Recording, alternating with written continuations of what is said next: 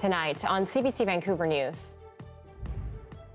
He brightened all of our lives every day. He constantly made us know how much he cared about us. He was the best possible father we ever could have imagined. The powerful statements from family of the man killed by 2 escaped inmates on Vancouver Island, and how long the killers will spend behind bars. Plus, trying to beat unaffordability, turning to traditional foods to cope with higher grocery prices. Its biggest fault is it's a victim of its own success. The businesses here are popular.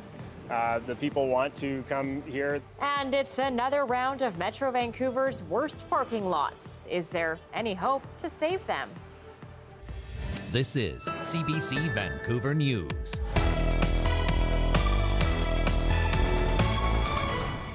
Good evening and thanks for joining us. I'm Anita Bathe. The family of a 27-year-old killed last month after an interaction with RCMP is sharing their story for the first time. They say their child, Danny, was experiencing a mental health crisis when police were called. As Michelle Kassoub reports, weeks later, they still have few answers about the final moments of Danny's life. And a warning, some of the content in this story is upsetting.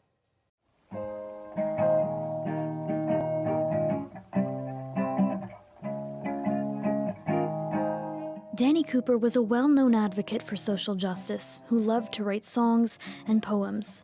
Let's pretend I'll come back out the coffin after I go in. The 27-year-old, the kind of person who sometimes came home soaking wet after giving away their raincoat to someone who didn't have one. They really cared about everybody, and that they were small on the outside but huge on the inside. They really did walk the walk. Danny was fatally shot by North Vancouver RCMP in November while in a state of mental distress. Their family now left wondering why lethal force was used. We just contend that as a 90-pound, 5-foot-tall person that they should have been able to figure out another way to deal with it. I used the analogy about a couch cushion, that they could have been knocked off their feet with sufficient mass and force just from this throw cushion. So we have a hard time understanding why 5 police officers with cut-proof leather gloves and armored vests and jackets needed to resort to that so quickly. At the time, Danny was suffering an episode of a psychoaffective disorder they'd been diagnosed with and had picked up a small serrated steak knife in front of their mother. Neighbors called police for a wellness check and 5 officers arrived on the scene. Besides that, the family knows few details of their final moments. To this point, we don't even know whether non-lethal force was used in any degree. We don't know how many times they were shot. It's fairly unbelievable that we wouldn't have basic details. It could be up to 6 months before they get those answers, as they wait for the Independent Investigation Office of BC to determine whether police actions were justified. We will try to conclude this matter in as timely a manner as we can, but I also want to assure the public that this is a thorough, comprehensive and objective assessment of the facts.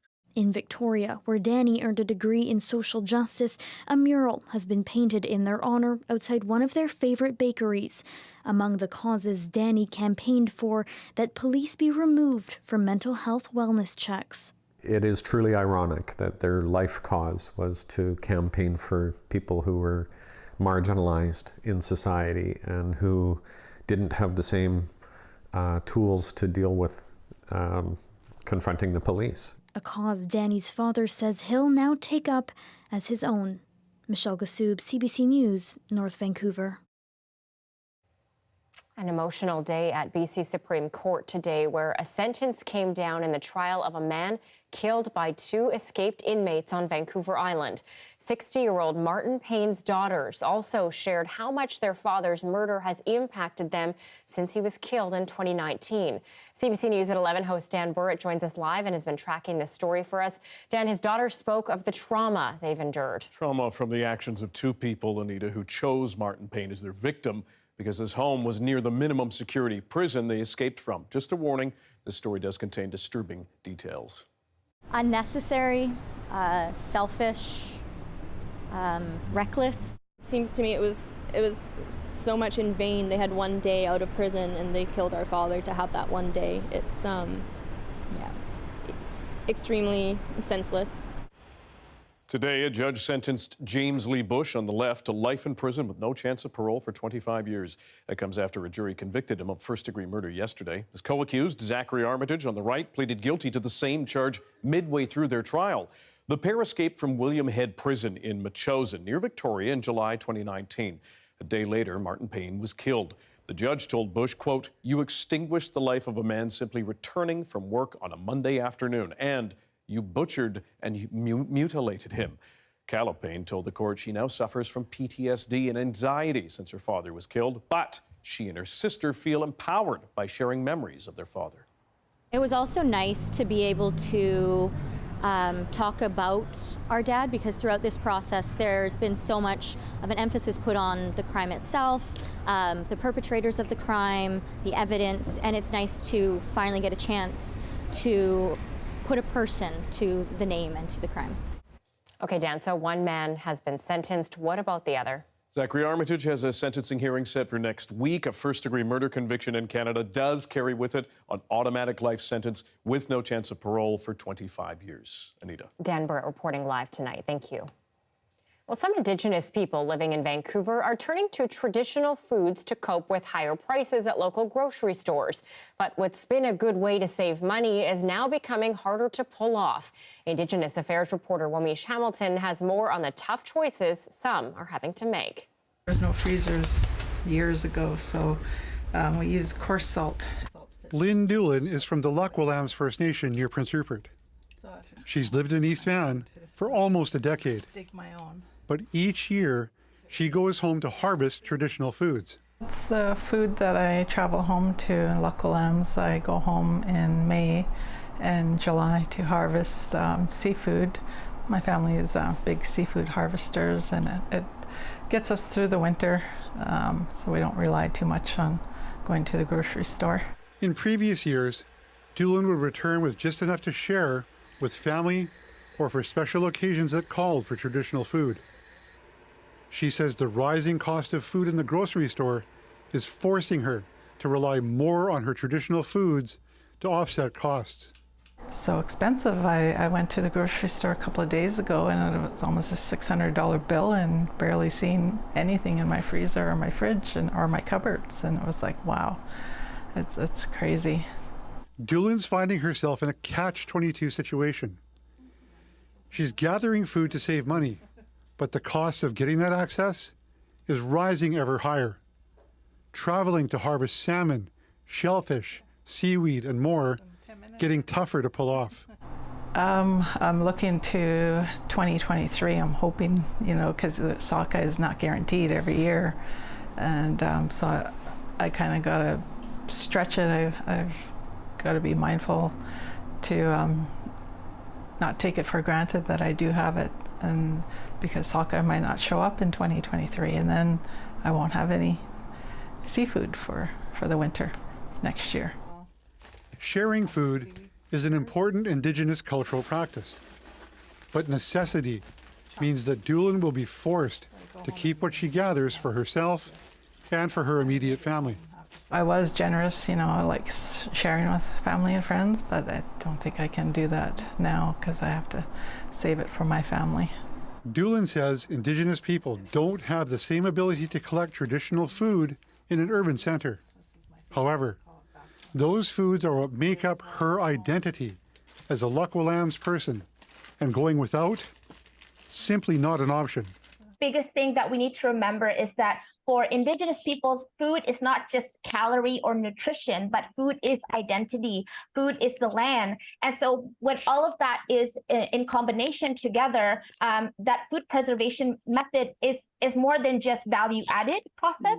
It's more than just kind of lengthening the shelf life, but it's a way to preserve their identity. It's a way for them to ensure their food sovereignty. And at the moment, that food sovereignty is under threat because of rising inflation, because of lack of land access, and also because there's a lack of opportunities to actually share these types of knowledges in many different places. We're just not investing enough on Indigenous spaces. Doolin hopes that accessing that food could be done closer to home, that harvesting might be a cultural right in the Vancouver area spread out to the urban Indigenous populations, a way of tackling the rising cost of food and spreading the wealth amongst a population that's especially feeling the pinch. Wamish Hamilton, CBC News, Vancouver. All right, it's no secret BC is notorious for its record-breaking housing prices, but nationwide, the housing market is slowing down, with both sales and average prices lower in November. As Philip de Montagnier tells us, the Canadian Real Estate Association says the cool-off is expected to continue well into 2023. Yildiz Marslin and her family will soon be moving out of this condo into a larger townhouse they just bought. The prices did go down, hence why we're able to purchase now, where 6 months or a year from back then we wouldn't have been able to. Traditionally, red-hot markets like Toronto and Vancouver are seeing fewer bidding wars. Properties aren't being snatched up as quickly, and something unheard of in recent years is happening more frequently. We were able to purchase it under the asking price. Higher interest rates are making mortgages more costly, cooling off the housing market. The average home price in Canada has fallen by $184,000 since February's all-time high. Sales last month were down 39% year over year. But still, many people are priced out, looking to buy elsewhere in the country. This Calgary realtor says that explains the slight uptick in home prices there. That's what's actually kind of keeping us together. We're still seeing, migration from other areas like Ontario and BC coming to town. But even these markets aren't immune to rising interest rates. This real estate broker expects sales to drop further. People are getting stress tested at an interest rate of like 7%, right? Which is unbelievably hard to qualify for. So sales volumes will continue to stay low. The bigger factor that's going to influence where house prices go is how many homes come on the market. How many of those are from sellers who are pressured or distressed?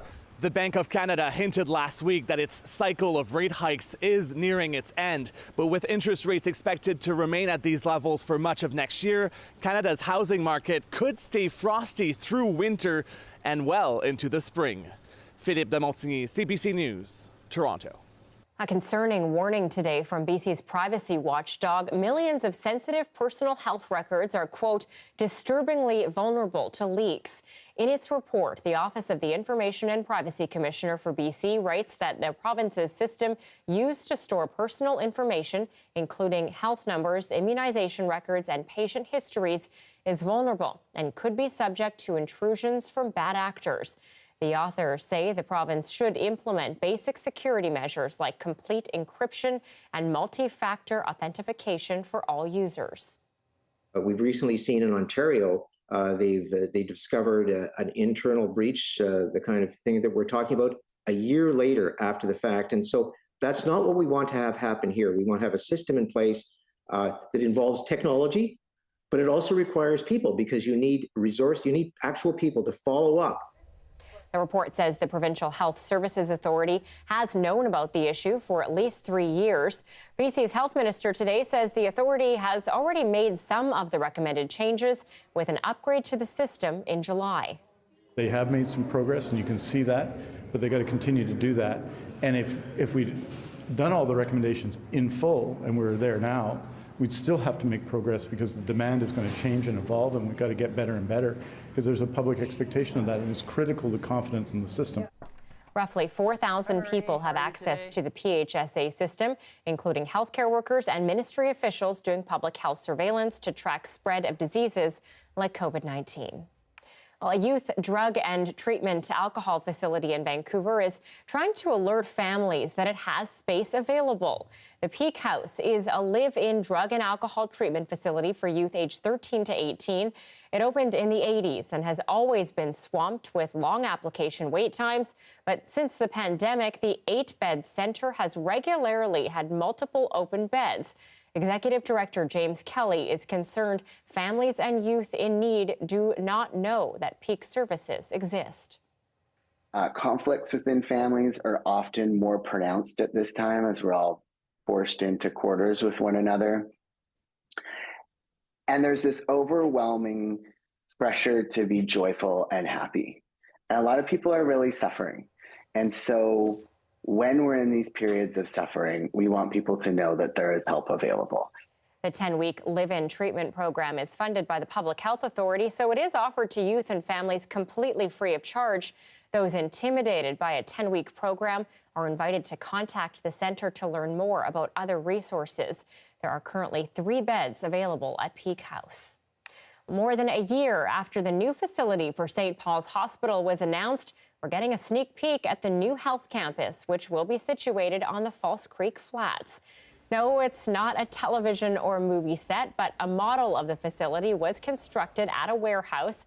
The actual building will have more single-patient rooms, larger operating rooms, and overall increased capacity. All told, it will be more than twice the size of the current hospital, which has been around for more than a century. Staff say St. Paul's says the new facility is designed with the future in mind.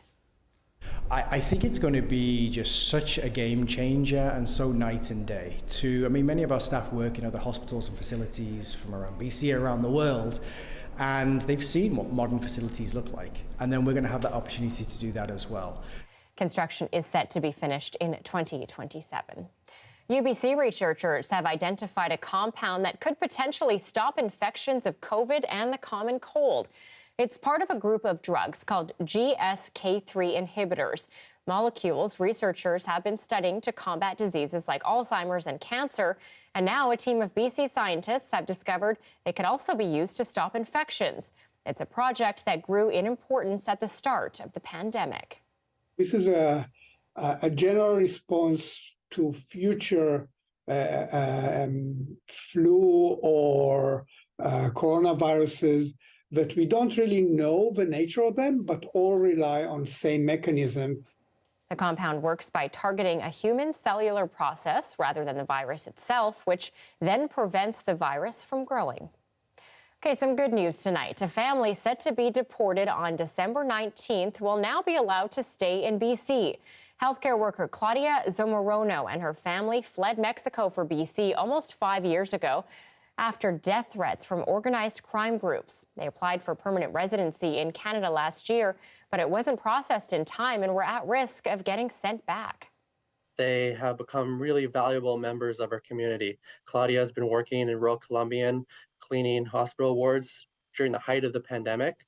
Her mother-in-law, Leticia, has been preparing meals in the downtown east side, over 100,000 over the past 2 years. And her husband and her brother-in-law have been working in construction. The family's removal order will be stayed until the judicial review of their deportation is complete. Their PR application will be processed separately. Turning to part 2 of our look at Metro Vancouver's worst parking lots now. From homes to highways, governments intervene all the time when it comes to infrastructure. But what about parking lots? After looking at the worst lots in the region yesterday, today Justin McElroy is finding out why the system is so flawed and if anything can be done about it. This is a bad parking lot. Is this the worst parking lot in the city? Yeah. My God, it's so dangerous. It's just the parking, the way people drive. It should be a little bit bigger. But why did the lot at 41st and Victoria win the title of worst parking lot in Metro Vancouver? To find out, we brought in a man who, in a professional capacity, has analyzed thousands of parking stalls. I would consider myself very well versed in the art of parking lot design. Ironically, Thompson says he's seen plenty of parking lots that are much worse. Its biggest fault is it's a victim of its own success. The businesses here are popular. The people want to come here, they know it. But he says that when it comes to parking lot design, there are 3 key elements: access to the lot, circulation in the lot, and interface with the street. And in all 3 areas, the winner falls short. The amount of queuing space right at the access point, what's called the magazine storage, is limited. Typically if you're coming into a shopping center or plaza, you would be looking for maybe at least double that amount of space. As for circulation, the narrow lanes, confusing yellow lines, and poor signage about the relief lot at the back add another layer of complication for drivers. And with just one entry close to a busy intersection, it all adds up to a confusing and hazardous situation. Again, it comes back down to that behavioral and innate feeling that you get, when you're somewhere new or different. If you can present the information to make people feel more comfortable, then maybe you'll have fewer parking issues. Now, bad parking lots come in all shapes and sizes, but when one is this bad and this notorious, is there anything anyone can do? We don't have a lot of tools to go back to a parking lot that's already been built to tell them to do something differently if they're in accordance with their existing plans. Once a lot is approved, it pretty much stays that way, unless some bigger group with responsibility feels the need to take action. But will they in this case? When we asked London Drugs about the lot, they said they understand it's a challenge and said it was up to the local developer that owns the space, Westbank, to make the changes. But when we asked Westbank about it, they said it was a typical lot for its time, complied with bylaws when it was approved, and while they acknowledge issues, agree with Thompson that too many people are using it. So, to recap, a government says its hands are tied, a business points fingers at a developer, and a developer points fingers at the government for approving it in the first place. It turns out, parking lots have plenty of politics. So how would you make this parking lot better? Based on what we heard, it's pretty simple. Extend the length of the access point, get rid of a few stalls, make it clear that you can drive to the back, and put up signage that lets people know there's an overflow lot to the side. It still wouldn't be a great parking lot, but it definitely wouldn't be the worst. Justin McElroy, CBC News, Vancouver. Yeah, a lot of response to this feature by Justin McElroy. Thanks for doing it. I'm sure there's a lot of parking lots out there that could use your help and the help of your expert, Justin. Okay, a music teacher on the island is preparing to put himself through 12 hours of musical torture, all for a good cause. Saanach's Brentwood School music teacher Mike Preston is going to force himself to listen to a song he finds annoying, all to raise money for charity. Now, in 2020, Preston listened to Wham's Last Christmas for 12 hours, and he ended up raising $2,500 for the mustard seed. This year, he's raising the stakes. On December 21st, he's locking himself in a room for 14 hours. I remember my mom was involved when I was a kid with the Hunger Project, and she actually got to meet John Denver once. He was involved in that kind of stuff. So I guess I was around not just philanthropy like that, but musical forms of it. So, and starving artists, and we can relate a little bit.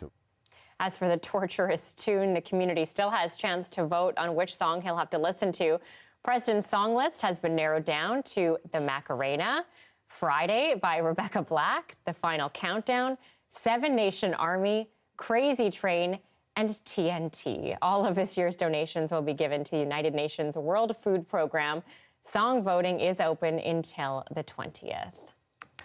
Okay, so I had to put this to the test today, and I only did about, like 10 minutes per song. You tried it? I thought that Macarena was going to be my worst, but it ended up... That's what I would have said. Final Countdown. I couldn't do it over and over and over again. What do you think will be? I was going to say Macarena only because, you'd like how many times can that chorus come up? But, Final Countdown, how many times can you get pumped? Like the song comes to you up once and then that's kind of it, right? You almost need a slow tune just to kind of keep you mellow for those 14 hours. Yeah, okay, we need an update on this. And then we should probably try it for 10 minutes. Okay, you first and then. Okay, done.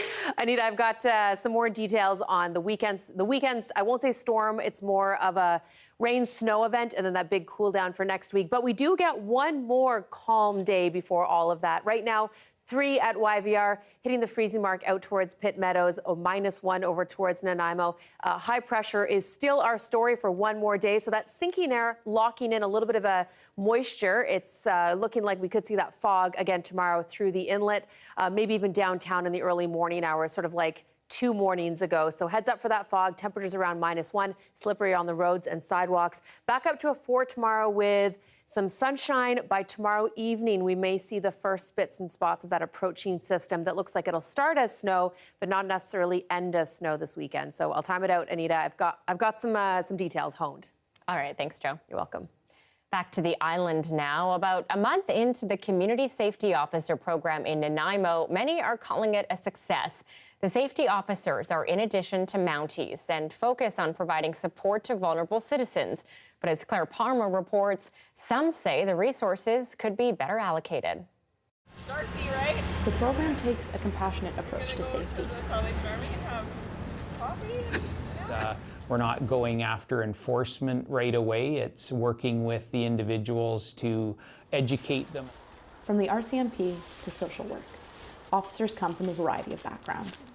The city wanted to look after our citizens here and developed a team of unique officers that deal with mental health, homelessness, and social disorder issues that are one of the big priorities with the citizens of Nanaimo. Officers are deployed from 6 a.m. until 1:30 a.m., mainly patrolling downtown. They look for anyone sleeping unsheltered and to see if anyone needs medical attention. In the month of October, they responded to close to 700 calls. CSOs are a tremendous addition to our community. It's an extra layer that we have to service the public. But some critics are saying resources would be better allocated to other programs first. Siobhan Johnson runs a nonprofit providing safe and accessible resources for the Mid-Island homeless community. She says it's unfortunate social services weren't funded first. To start from an enforcement place, especially when there is nowhere for individuals who are unhoused or part of a drug user population to even currently go, it really just doesn't make any sense. Johnson says a coordinated access center and better resources would give the CSOs more to work with. I certainly don't think that they have an easy job in our community, and it would be a lot more, I think, progressive and forwarding as far as resolving the challenges that we currently see in this community. I'm just going to check on this guy right here. The program is funded through the city and is one of 5 in BC. Claire Palmer, CBC News, Nanaimo. Here's a story I've been waiting to share with you tonight. They're not the kind of flight passengers you'd expect to see at the airport. And don't worry, Santa did not lose his reindeer. Take a look at this. What you're looking at is a group of 4 moose spotted at the Prince George Airport. In a video posted to Facebook several hours ago, the airport says the operations team spotted the majestic animals during a runway check, and it implemented its wildlife management plan, guiding them out of the airfield, through a gate, and on to safety. Racking up the wins, how one music teacher got 3 of her school choir some big wins at the Canadian Music Class Challenge. We speak to her next.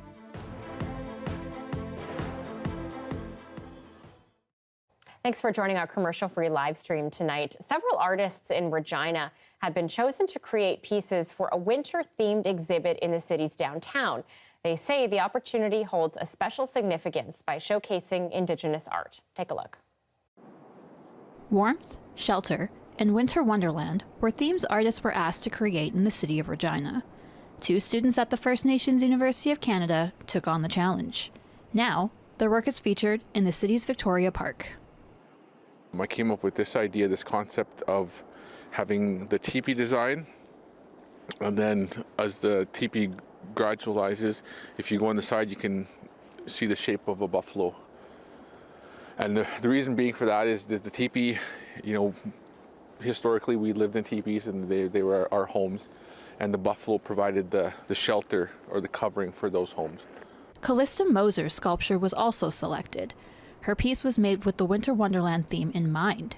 She says she was inspired by the fact that downtown Regina is very rectangular and uniform, and wanted to feature something more aesthetically pleasing and eye-catching for Victoria Park. Awesome and the point of it, and it's a great conversation starter. So many people walk up to it and are just like, oh, this is so cool, and then they start talking about what they see and everything. Being Indigenous and having their work featured in the downtown location was very important to both artists. It means a lot, not only to myself, but being a student from the First Nations University in the Fine Arts Department, to have our recognition, within the city of Regina that used to be formerly the Pile of Bones, right? And then to have the Indigenous concept behind it. The exhibit will be up until February of next year, which leaves lots of times for others to view the art, take in their meanings, or develop their own. Jennifer Francis, CBC News, Regina.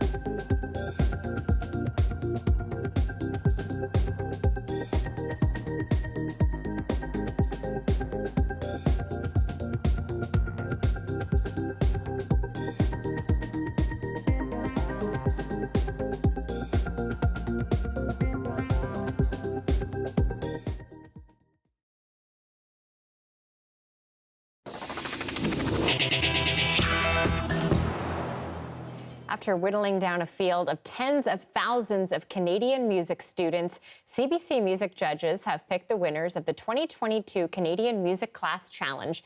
And in 3 of the categories, the students came from the same Vancouver school. Sir Wilfrid Laurier, have a listen to the winners of the primary vocal category singing Paper Heart.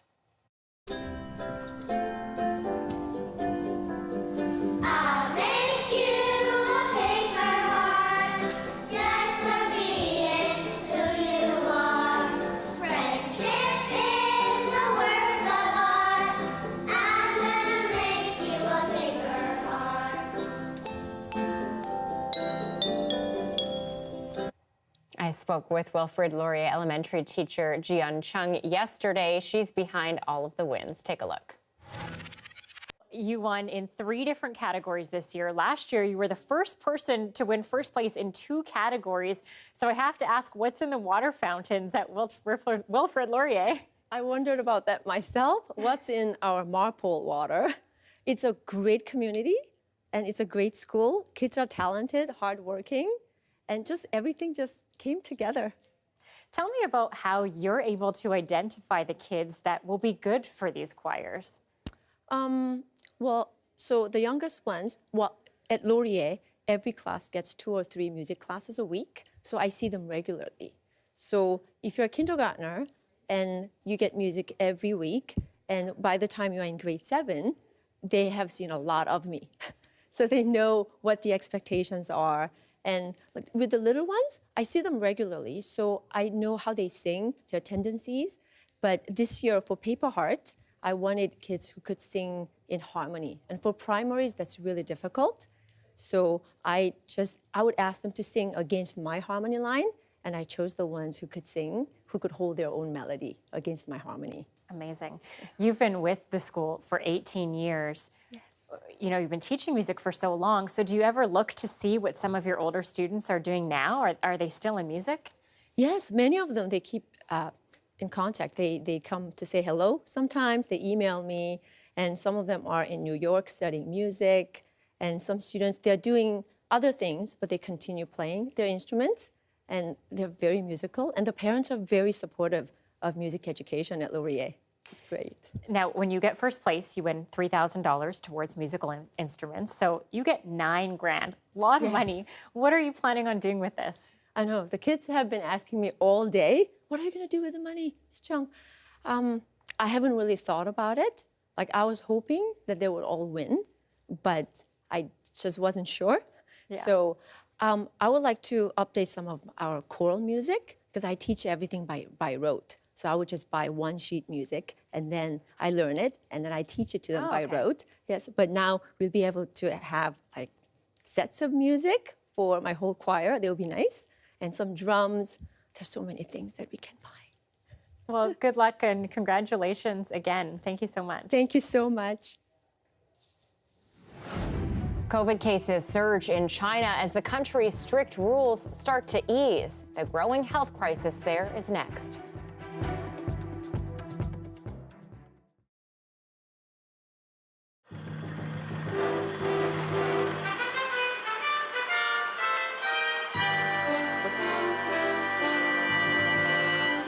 War toys are among the hottest selling items this Christmas. For instance, Transformers by Hasbro. Their slogan, more than meets the eye. And that's really true when you flip it around and read the small print on the back. There's a thing called tech specs that you're supposed to clip out as a kid and keep. It tells you what the models are for. This model's specialty, fear can hit targets unreachable to bullets. Or this one here, called Venom. Friends are more dangerous than enemies. And this model as well, it's called Snarl. Only in war is there happiness. Now these are supposed to be characters from a cartoon show, but the manufacturer recommends these toys for children as young and as impressionable as 6 years old. So what do you like about these toys? I think they're neat. Isn't that a bad guy though? He likes war.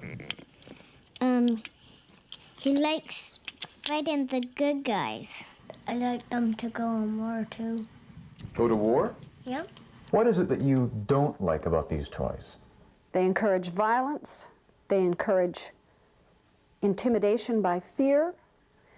Some of them encourage, or at least passively encourage, stealing. All the things that society has deemed unacceptable. All major department stores sell Transformers, and almost all are sold out.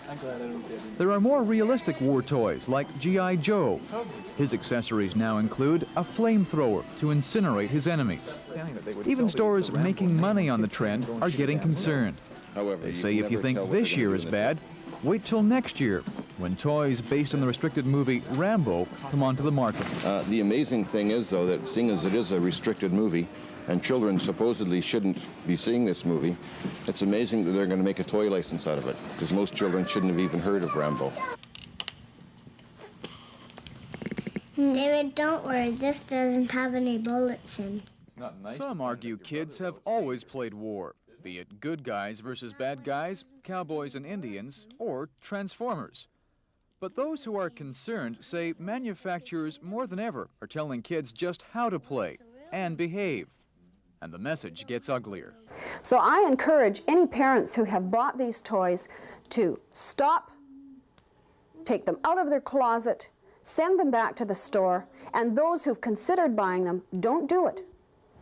And that way, somebody is bound to get our message.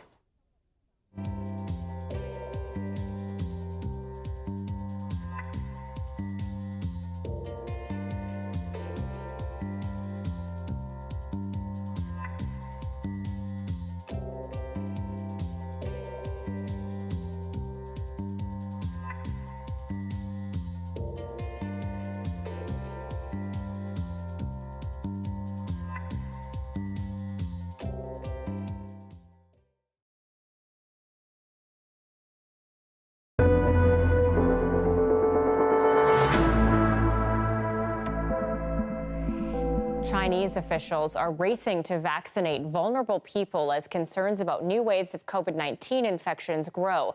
As Lindsay Duncombe reports, some experts are predicting that the death rate will spike now that the government has eased restrictions. Outside this Beijing pharmacy, a crowd desperate for cold and flu medicine.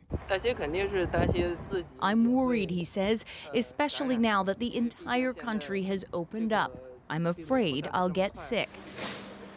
Officially, China has reported 2,000 new daily COVID-19 infections over the past couple of days. But those numbers represent a fraction of the true cases. Testing facilities have shut down, along with mandatory quarantines. On social media, more signs of desperation. Hospitals so crowded, people receive IV medication from their cars. Here, a lineup of vehicles outside a funeral home. The WHO says it's not so much the reopening, but the lack of vaccination fueling the outbreaks. So the question, I think, and the challenge that China and other countries still have is, are the people that need to be vaccinated adequately vaccinated with the right vaccine and the right number of doses? And when was the last time those people had a vaccine? China today announced plans to increase vaccinations for the elderly and most vulnerable, but it uses a less effective, locally produced vaccine, and today rejected American offers for help.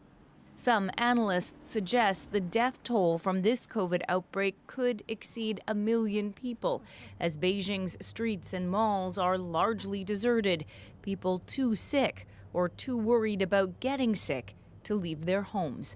Lindsay Duncombe, CBC News, Vancouver.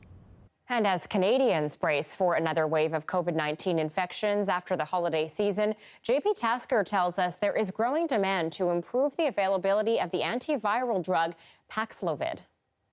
Patricia Johnston recently had a bad case of COVID-19. I was terrified. She wanted a prescription for this, Paxlovid, a treatment that can prevent hospitalization and death. But she says her doctor turned her down because her case wasn't severe enough. Then, things took a turn.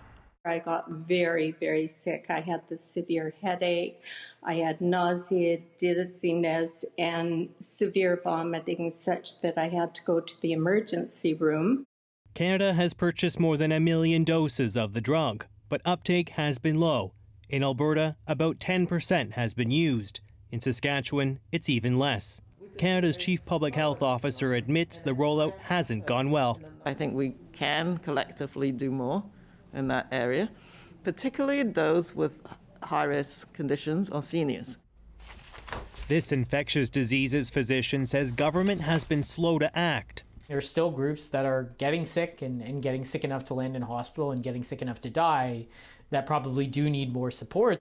Just this week, Ontario joined several other provinces, allowing pharmacists to prescribe Paxlovid to make the drug more accessible. In terms of tools that we have to help people along, this is one of the best.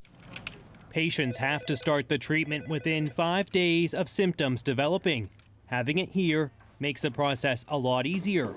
But this pharmacist warns Paxlovid doesn't mix well with some drugs. If it's a difficult case, then we will probably refer to the doctor. But if it's okay, and we think it's okay, then it's a very good option. An option Johnson thinks could have made all the difference. I believe I wouldn't have had to suffer through all that had I had Paxlovid. Another 750,000 Paxlovid kits will arrive over the next 2 weeks. The question is, will they ever be used? JP Tasker, CBC News, Ottawa. Prince Harry and Meghan Markle have managed to ruffle even more feathers with their finale of their Netflix docuseries. Outlining their final days before relegating their royal duties, we'll take you inside the latest revelations, including the apparent breakdown of Harry's relationship with his brother William.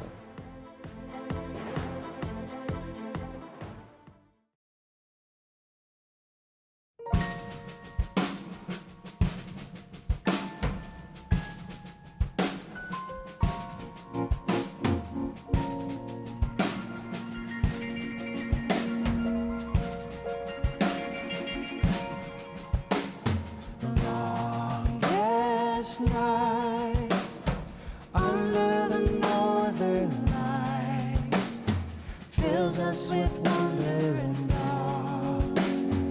Reindeer we think that we saw. Is it real? Or can we just hope that we feel something in magical times in the bustling cities or among the pines?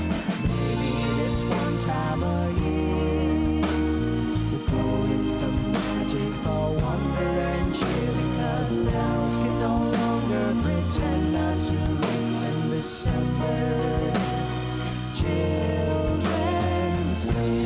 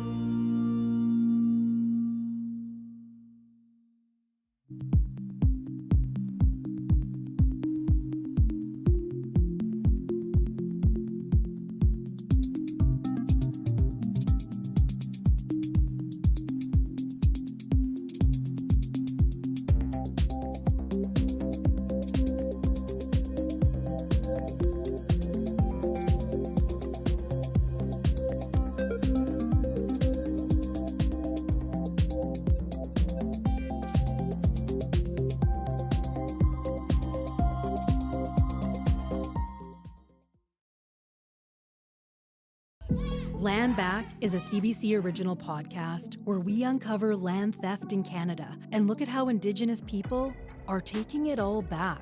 Land Back is out now on CBC Listen or wherever you get your podcasts.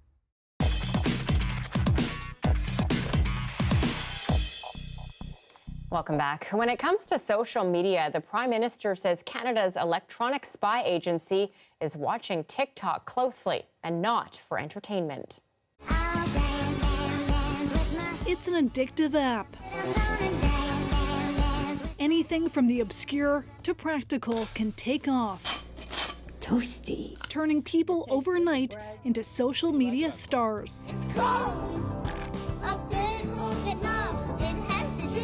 Walking in my Balenciagas. TikTok may be all about the influencers, but Canadian authorities are monitoring for any signs of potential foreign interference. Prime Minister, will the government investigate TikTok over national security concerns at all? Obviously, we continue to watch carefully. From downloading or using TikTok on that comment comes after the U.S. Senate passed a bill supporting banning TikTok from all government devices over concerns confidential data could end up in the Chinese government's hands. TikTok's a fun app. I understand. I'm not on it. But a lot of people are, hundreds of millions. So, that's fine. I just want them to be safe using the app. So if we could get some actual security guarantees, I think it'd be fine. But in any event, we should ban on government devices. This isn't a hard call. It's a call Canada hasn't made yet. We're going to look what's being done in the United States, and I think we need just to be vigilant. Security experts say Canada shouldn't wait. I think Canada should ban TikTok right now. TikTok's owned by Chinese company ByteDance, meaning Beijing could compel it to assist with intelligence gathering. It could also be used if the state was interested in targeting a specific person or individual for influence activities. TikTok says it doesn't share Canadian user data that's stored in the US and Singapore. But experts say even if that's true, sharing personal information with third parties comes with risk. Privacy is all about control, personal control over the use and disclosure of your personal information. So if they don't want their information shared with others or third parties, they should have an opportunity to make that indication. That's our Ashley Burke reporting tonight. Accusations are flying in the final 3 installments of the Netflix docuseries Harry and Meghan, released today. The couple blame palace aides for planting negative stories about them, and Prince Harry accuses his brother Prince William of screaming at him at a family crisis meeting. Chris Brown has more from London. In Harry and Meghan's telling of it, their royal fairy tale soured just months after their wedding in 2018. The issue is when someone who's marrying in, who should be a supporting act, is then stealing the limelight or is doing the job better than the person who was born to do this. Harry claims staff working for his brother Prince William and his wife Catherine, the future king and queen, leak stories to embarrass Meghan and undermine her popularity. That fed a media frenzy, which she claims led to thoughts of suicide. All of this will stop if I'm not here. And that was the scariest thing about it, is it was such clear thinking. I didn't deal with it particularly well. While Harry accepts some blame for not doing enough to help his wife, he accuses William, his father Charles, who's now king, and the rest of the palace of abandoning them. It was terrifying to have my brother scream and shout at me and my father say things that just simply weren't true. The couple spoke fondly of their brief stay on Vancouver Island. You could breathe for a minute. Until paparazzi caught up with them and they fled again to California, where they're trying to build a post-royal life. A huge missed opportunity. This royal commentator says while the breakdown of the brothers' relationship is a tragedy, damage to the broader royal family from the Netflix revelations will be limited. This, they're talking about media intrusion, which is themes we've had before. Talking about the abuse leveled against them, we've heard these things before, they're just fleshing it out. Some Londoners said they just felt sad over so many broken relationships. Yeah, I don't think anything will ever change. Racism just can't change. I think generally since the death of the Queen, it's just been looking not great for the monarchy. How many do you like eggs? There has been no response from the royal family, nor likely will there be. Instead, they appear to be stressing it's business as usual. Chris Brown, CBC News, London.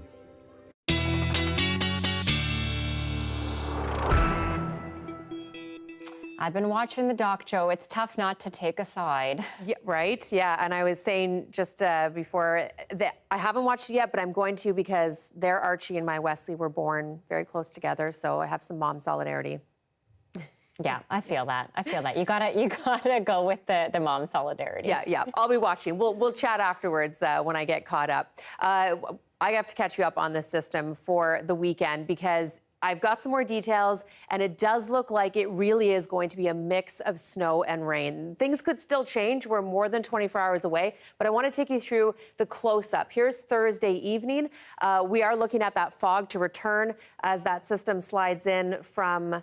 Oh, man, I think that I can't click through here, but I can tell you that what we are going to get is clearing skies tomorrow, and then the showers will start probably Saturday morning. It's going to be a mixed bag for most of Metro Vancouver as we get warm air move in, so not everyone will get the snow on Saturday.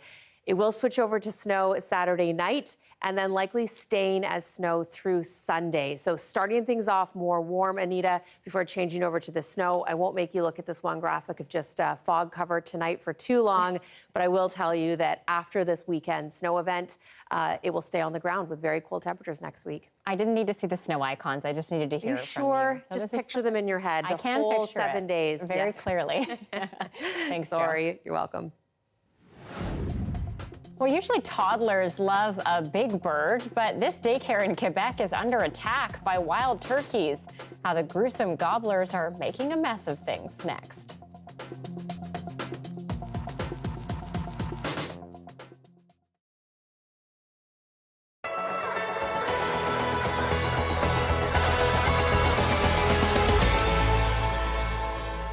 Some people on PEI say they put their bins out on time every week, but it doesn't mean their compost or garbage actually gets collected.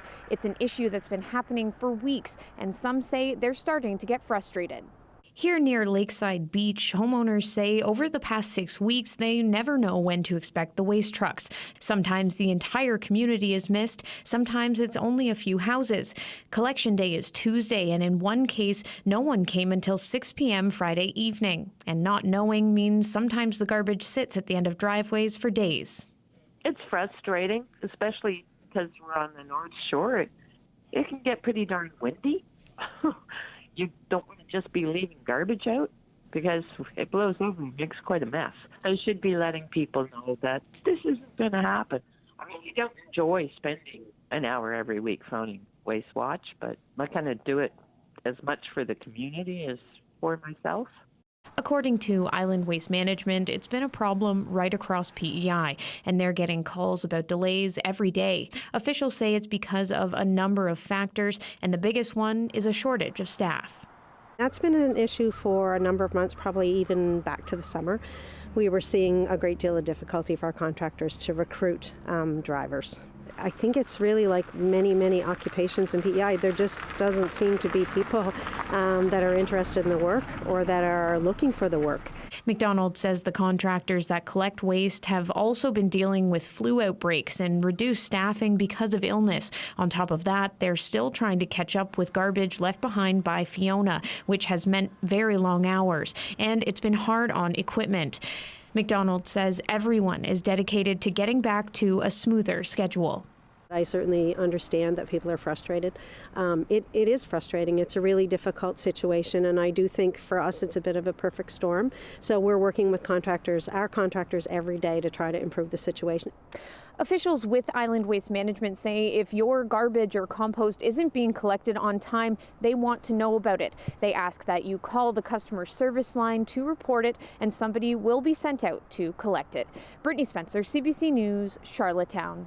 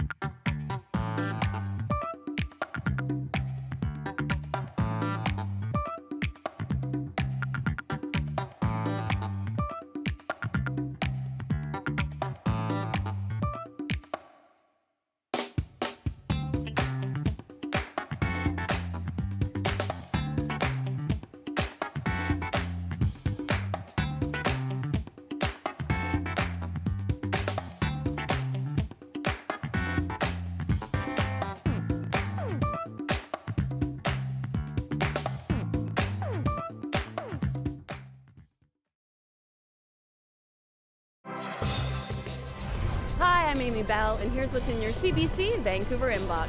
Stream holiday episodes of your favorite CBC shows like The Great Canadian Baking Show and other festive films on demand on CBC Gem. Check it out at gem.cbc.ca. And never miss a special programming series, event, or contest. Subscribe to CBC Vancouver's e-newsletter at cbc.ca/Vancouver inbox and keep connected with us.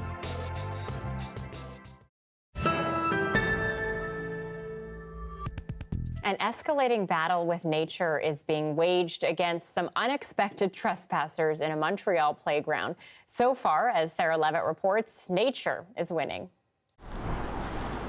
This is supposed to be a vibrant daycare playground filled with happy kids running around. Instead, it's filled with this: poo, wild turkey poo. We have visitor, big turkey, 5. Great big turkeys, bigger than most of the kids in the daycare, wandering around unbothered. At night, they found a home in this tree, and that's where they do their business. Every morning, it's a bag like this of poo of turkey. So, and like you said, the children cannot touch that, and the children touch everything. The daycare has tried all manner of things to kick the turkeys out. They've spread wolf urine, they put up bright lights, they even installed this ultrasonic animal repellent. But these foul fowls keep coming back. Ils restent dans la cour, ils ont adopté la place. This dad says they have claimed the playground as their territory, something his son doesn't like.